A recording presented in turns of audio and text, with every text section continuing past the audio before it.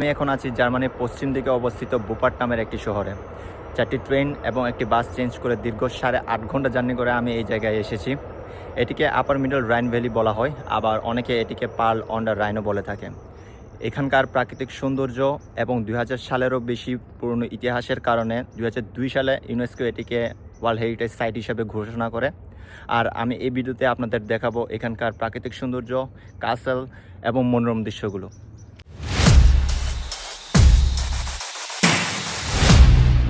এখন বাজে সকাল 11:30। সো আমি বের হয়েছি, অনেক গরম বাইরে। বাট যে জায়গায় যাচ্ছি সেটা হচ্ছে এখানকার একটা ঐতিহাসিক স্থান, যেখান থেকে এই বুপার্ট সিটির নামটা হয়েছে। সো ওখানে গিয়ে দেখা হচ্ছে। এটি হলো ক্যাস্টেল ব্রোডোভিকা, যেটি হলো ৪র্থ শতাব্দীর দিকে রোমানদের দ্বারা তৈরি করা একটি দুর্গ। কারণ যখন প্রথম শতাব্দীর দিকে এখানে রোমানরা আসে, তখন হচ্ছে তারা এর আশেপাশে অর্থাৎ বুপার্ট সিটির পাশে হচ্ছে একটি অস্থায়ী ক্যাম্প তৈরি করে এখানে শান্তিপূর্ণভাবে বসবাস করা শুরু করে। বাট ৪র্থ শতাব্দীর শেষের দিকে হচ্ছে কিছু জার্মানিক উপজাতি রোমানদের প্রতি আক্রমণ করে, যার কারণে রোমানরা তাদের স্থলসীমা এবং হচ্ছে রাইন নদীর যে জলসীমা আছে সেটিকে রক্ষা করার জন্য হচ্ছে তারা এই দুর্গটি নির্মাণ করে, যেটি একটি রেক্ট্যাঙ্গুলার শেপে তৈরি করা হয়েছিল।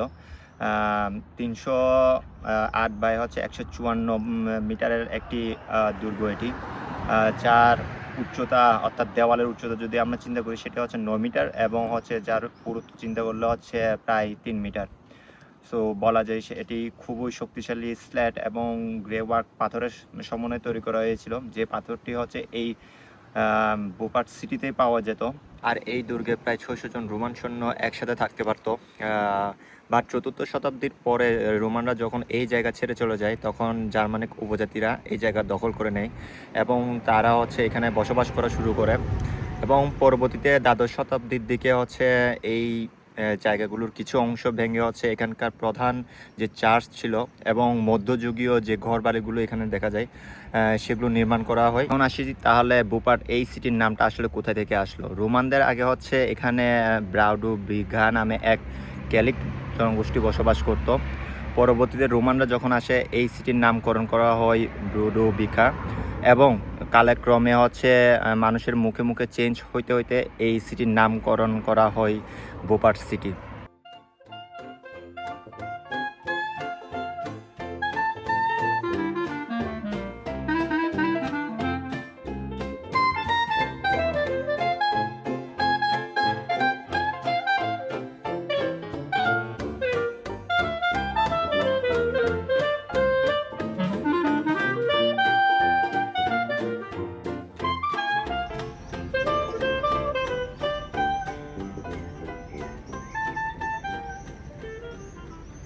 এখন যাচ্ছি হচ্ছে মার্কসবুর্গ নামে একটা ক্যাসেলে, যেটি আমার ঠিক পিছনেই অবস্থিত। আমি জাস্ট বুপার্ট সিটি থেকে হচ্ছে ৭ মিনিটের একটা ট্রেন নিয়ে, যেটা আমাকে নামাই দিচ্ছে হচ্ছে স্পেন নামে একটা জায়গায়। সো ওখানেই যাব। আমি আপনাদের দেখাই, এখান থেকে দেখা যাচ্ছে মার্কসবুর্গ ক্যাসেল। বাট আমাকে হচ্ছে রাইন নদীতে পার হইতে হবে। এখন দেখি কোনখান থেকে হচ্ছে ফেরিটা নেওয়া যায়। মনে হয় মার্কসবুর্গ ক্যাসেলে যাওয়া হবে না, কারণ হচ্ছে ওখানে যাওয়ার মতন অর্থাৎ নদী পার হওয়ার মতন কোনো ফেরি এখান থেকে নাই। ডিরেক্ট আমাকে হচ্ছে কবলিন্সে যেতে হবে। ওখান থেকে হচ্ছে ওই পারে যে ট্রেন অথবা বাসগুলো যায়, সো ওই বাসগুলো আমাকে নিতে হবে। কিছু করার নাই, কারণ কবলিন্সে যাওয়া আমার পক্ষে এখন সম্ভব না। হয়তো বা ১০-১৫ মিনিট দূরে, বাট আমার আরেকটা প্ল্যান আছে যে আমি আরেকটা হাইকে যাব কিছুক্ষণ পর। সো এখন জাস্ট রাইন নদীর এই পার থেকে মার্কসবুর্গ ক্যাসেলটাকে দেখা ছাড়া আর কোনো উপায় নাই। সো দূর থেকে হলেও একটু দেখতে পারলাম, সেটাই শান্তি। যাক, আপনাদেরকেও দেখাই মার্কসবুর্গ ক্যাসেলের সৌন্দর্য। এই মার্কসবুর্গ ক্যাসেল আপনার প্রায় ৯০০ বছর ধরে গর্বের সাথে হচ্ছে রাইন নদীর তীরে অবস্থান করছে। প্রায় ১১০০ সালের দিকে এই মার্কসবুর্গ ক্যাসেলটা তৈরি করা হয়। তখনকার সময়ে মার্কসবুর্গ যুদ্ধ, নেপোলিয়ানদের আক্রমণ এবং অন্যান্য শত্রুর আক্রমণ থেকেও এটি রক্ষা পেয়েছে, এখনও অক্ষত রয়েছে বলা যায়। আর এখানকার সৌন্দর্য না বললেই নয়। নিচে হয়তো বা আধুনিক ঘর বাড়িগুলো তৈরি করা হয়েছে রাস্তার নিচে, বাট এটি প্রায় পাহাড়ের উঁচুতে অবস্থান করছে। এটি মেনলি তৈরি করা হয়েছিল আসলে ইউরোপের ব্যস্ততম রাইন নদীর প্রতিরক্ষার জন্য। এখান দিয়ে অনেক বাণিজ্যিক জাহাজ যেত, যার কারণে হচ্ছে সেটিকে রক্ষা করার জন্য হচ্ছে এই মার্কস বুক ক্যাসেলটা তৈরি করা হয়েছিল। তো আমার যেহেতু মার্কস বুক ক্যাসেলে যাওয়া হলো না, আমি ভাবতেছি একটা হাইকে যাব। এখান থেকে অলমোস্ট 1.5 ঘন্টার মতন লাগবে আমার হাইকটা করতে, যেটাকে বলা হয় ভিয়ারসিন ব্লিক, যেটা হচ্ছে বুপার্ট সিটির ঠিক পাহাড়ের চূড়ায়, যেখান থেকে হচ্ছে আপনি রাইন নদীকে হচ্ছে ডবল এস শেপে দেখতে পারবেন, এবং অনেকে এটাকে হচ্ছে 4 লেক ভিউ বলে থাকে। সো ওখানে গিয়ে দেখা হচ্ছে।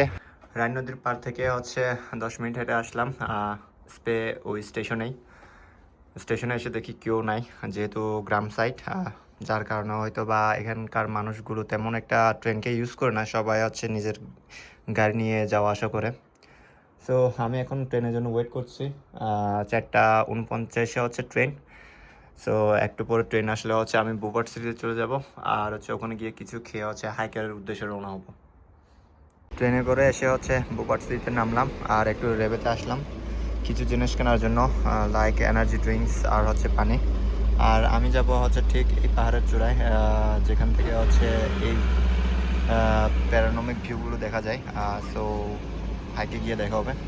সো আমি এখন হচ্ছে ফাইনালি হাইকের উদ্দেশ্যে রওনা হয়েছি, যেটার প্রথম ডেস্টিনেশন হচ্ছে ট্রামস লাইফে নামে একটা জায়গা। ওখান থেকে হচ্ছে স্টার্টিং পয়েন্ট, ওখান থেকে হচ্ছে ঠিক এইটার নিচে অবস্থিত ওটা। সো ওখান থেকে আমি ঠিক উপরে গিয়ে হচ্ছে এইখানে হচ্ছে ভিউ পয়েন্টটা, সো ওখানেই যাব।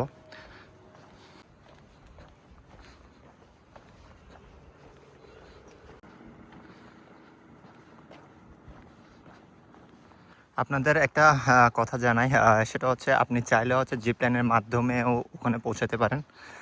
জিপ লাইনের কিছুটা ফি আছে, আমার ঠিক জানা নেই, বাট আপনি হাইক করে হচ্ছে 40-50 মিনিটের মধ্যে হচ্ছে ওখানে পৌঁছাতে পারবেন।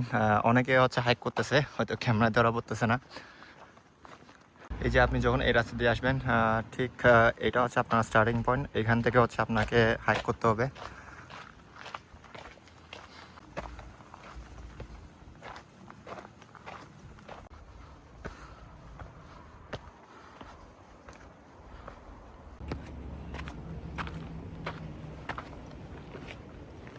কিছুটা স্টিপ সেকশন আছে, তেমন একটা অসুবিধা হবে না আশা করি, কারণ পাহাড় চড়ার অভ্যাস আমার আছে। এই যে এই জিপ লাইনগুলো দিয়ে হচ্ছে আপনি ডিরেক্ট ভিউ পয়েন্টে যাইতে পারবেন।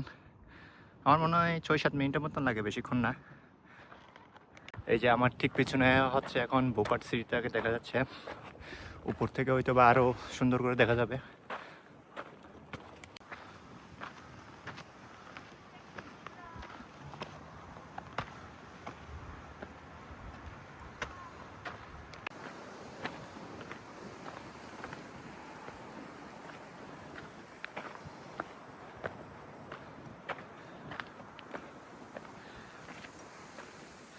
আর আমি হচ্ছে একটু তাড়াতাড়ি হাইক করার চেষ্টা করতেছি, কারণ 6টার কাছাকাছি, কিছুক্ষণ পরে হচ্ছে আমার প্রিয় দলের খেলা আছে।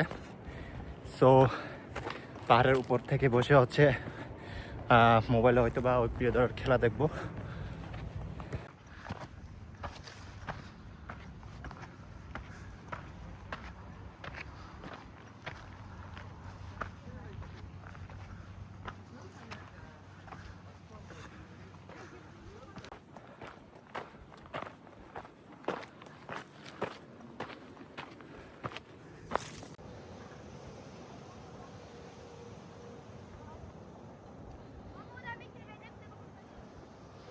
আমার মনে হয় আমি অলমোস্ট ফার্স্ট পয়েন্টে পৌঁছে গেছি, যেখান থেকে আর তেমন একটা দূরে না, জাস্ট আমার ঠিক পিছনে ওইখানে পাহাড়ের। সো ওখানে হচ্ছে ভিউ পয়েন্টটা। সো আমার ঠিক পিছনে এরকম একটা ঢেউখালে পাহাড় দেখা যাচ্ছে, অনেকগুলো পাহাড়।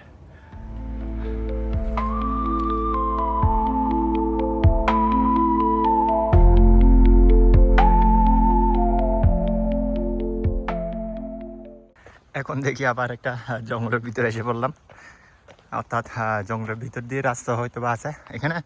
আপনি যদি যান, দুইটা রাস্তা আছে, ওই সাইডে একটা রাস্তা আছে ভিউ পয়েন্টের, আর একটা হচ্ছে এই সাইডে।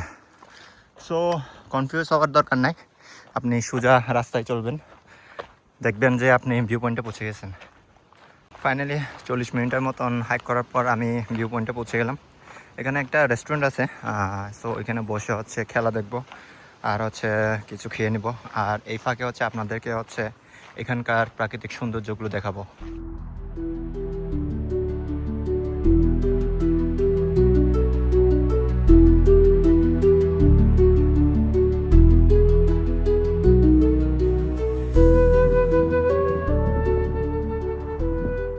আপনারা এখন যে ভিউটা দেখতেছেন সেটা হচ্ছে ভ্যাটসিনলিং থেকে তোলা। আর এই পাশের সিটিতে হচ্ছে বুপার সিটি। আর আপনারা যদি এইখান থেকে যদি ভাগ করে দেন, এই পাশে হচ্ছে একটা এস আর এই পাশে হচ্ছে একটা এস।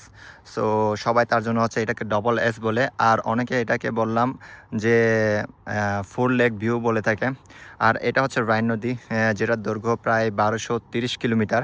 আর জার্মানিতে এটা রয়েছে প্রায় 865 কিলোমিটার জুড়ে, যার কারণে এটিকে জার্মানির সবচেয়ে দীর্ঘতম নদীও বলা হয়। আর এই নদী অলমোস্ট হচ্ছে 6টি কান্ট্রি দিয়ে চলে গেছে।